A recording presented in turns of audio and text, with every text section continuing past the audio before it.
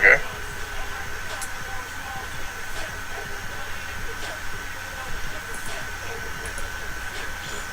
Welcome to Finding Aiur, Season 2, Episode 2. I'm Zenador. The other voice you will hear is Jairus Omega. I have some good news, and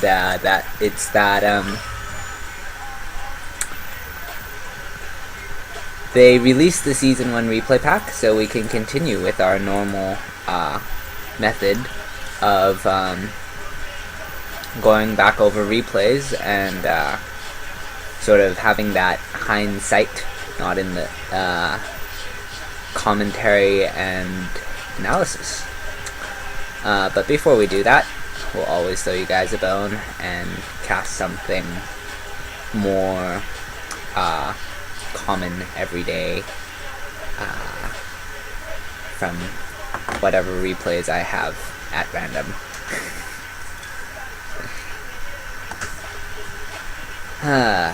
Okay. Let's see here. Where did we stop last time?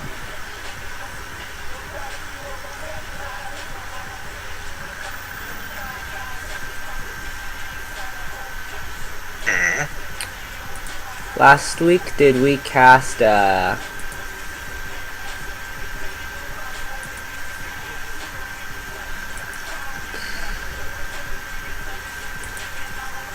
Robo Rush versus Mind Drop as the last one? What was it before that? Before that would have been Macro Toss. What are the names of the people you're playing against? Macro Toss was Sheldon, and Robo Rush versus Mind Drop is MMT. Yeah, I think we did MMT last week. Okay. Then I think we're on Can't Contain Me.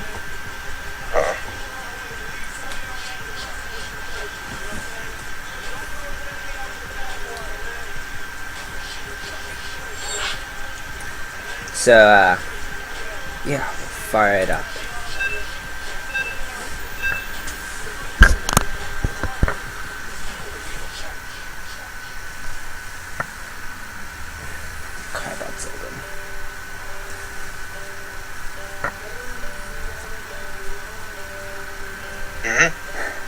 Just moving my Carbot Zergling back to where it belongs for casting. It was already in vision of the camera, it just was slightly farther away than normal. Anyways, this is going to be a PVT.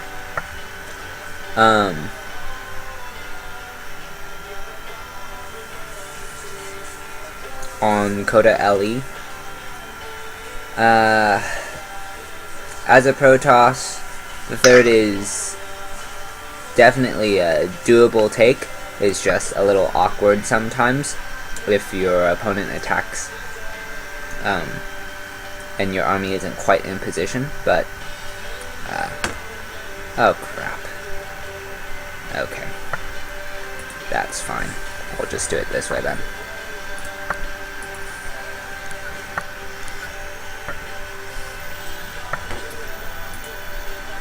Anyways,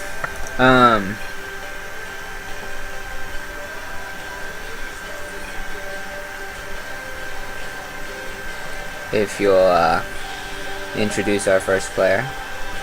Alright, spawning in the top left, the red Protoss going up against a noob at XC Esports Community's Zenador.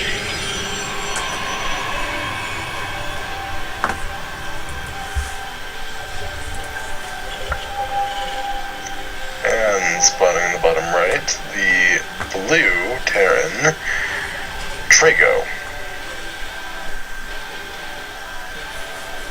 Oh, the banter between these two is perfect. Yeah.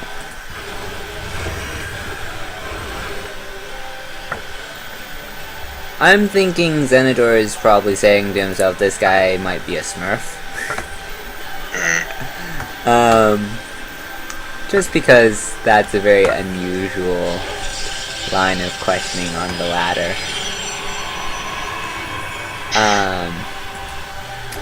But Zenidor...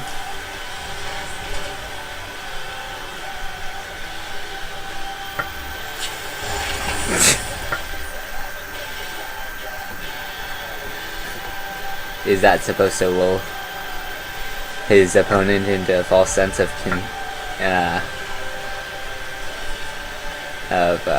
comfort? Anyways, it's gonna be a 3 supply depot into barracks opening. Very strong.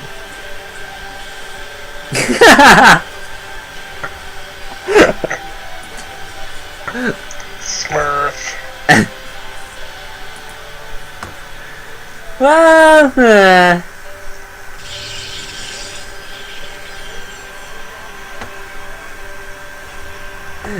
I'm curious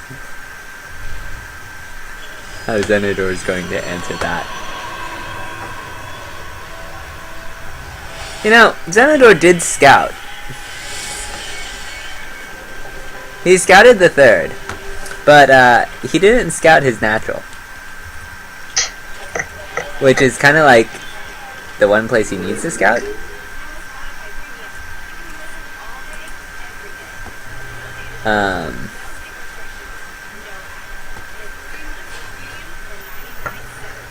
Lovely.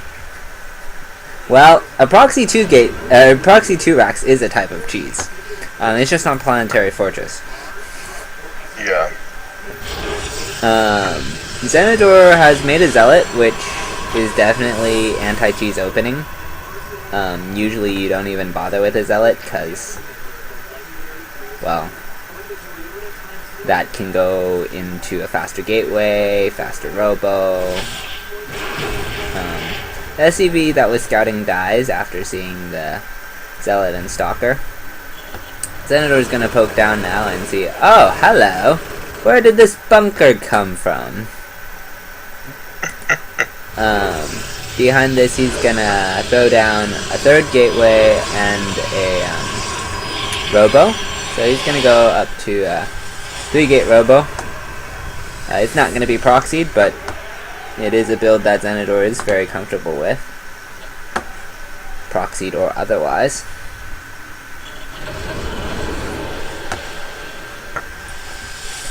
And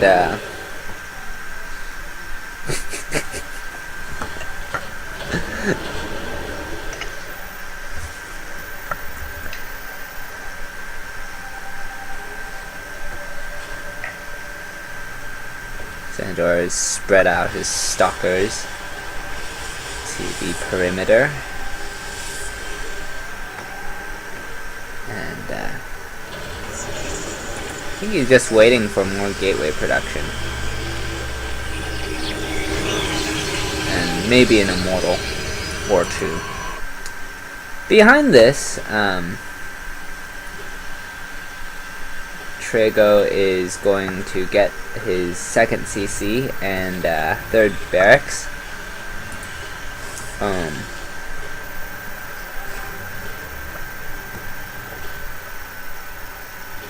4 bunkers is a lot.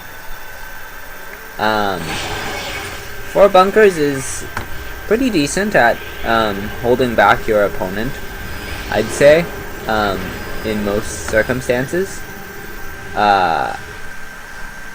This is just happens to be a very good response in general. Immortals don't really care about bunkers. Since there are no SCVs to repair this bunker, 1 immortal will be able to kill 3 bunkers with relative ease before Zenidor has to pull back. The Marines are going to come up here, and the Marine count is kind of high. Zenidor does have Warp Check to fall back on, so he'll hold, but he will lose his immortal for that, which is kind of unfortunate. The Marines are going to thin out, though, against the gateway units, and they will retreat into the 1 remaining bunker. the SCV that is still alive over here is going to try and rebuild all those bunkers. But by the time those are up, Zenidor will probably have 2 immortals, and yeah. That should just be curtains at that point, for this contain at least.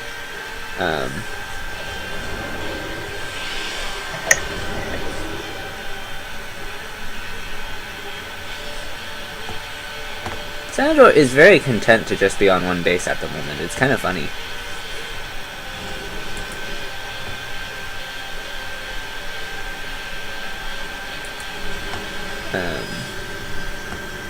It's like, I'll just get more immortals. Oh, he went for a Warp Prism instead of okay. Well, with this Warp Prism, he can elevator everything down onto the low ground. So he can actually take the fight from an angle, which is nice. That way he fights 1 bunker at a time as opposed to fighting all 3 bunkers at a time. And that's probably something that I doubt Trago has any real experience against. It's just not common.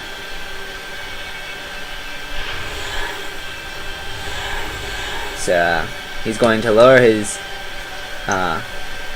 immortal and pair of stalkers, or 4 stalkers total down. And then I imagine he's gonna warp in on the low ground using that pylon and go for an attack now.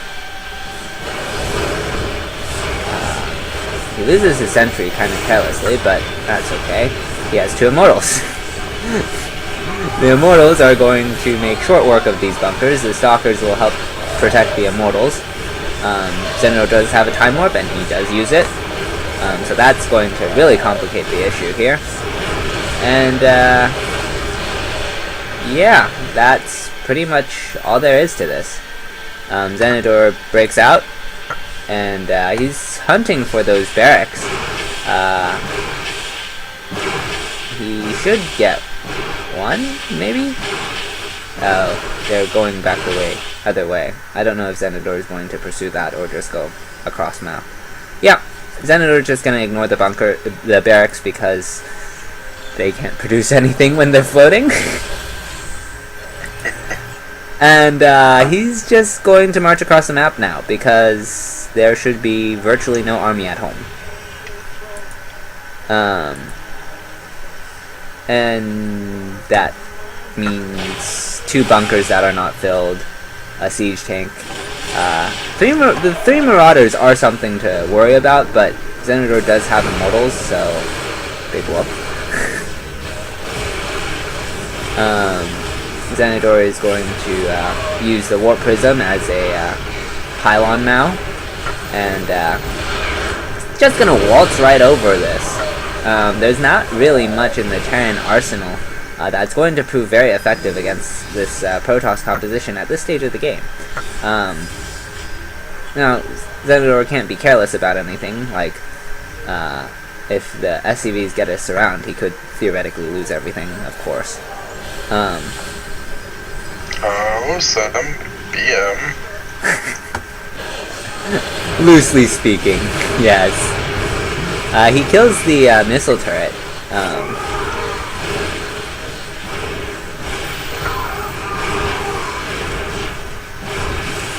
But, I mean, Zenidor has seen pretty much the entire composition, and he knows that immortals are strong against that, so...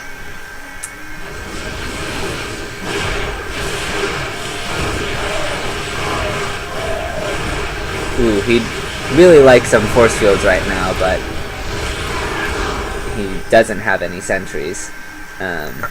He is costing his opponent a lot of mining time, and behind the Zenidor is taking his natural at 15 minutes into the game.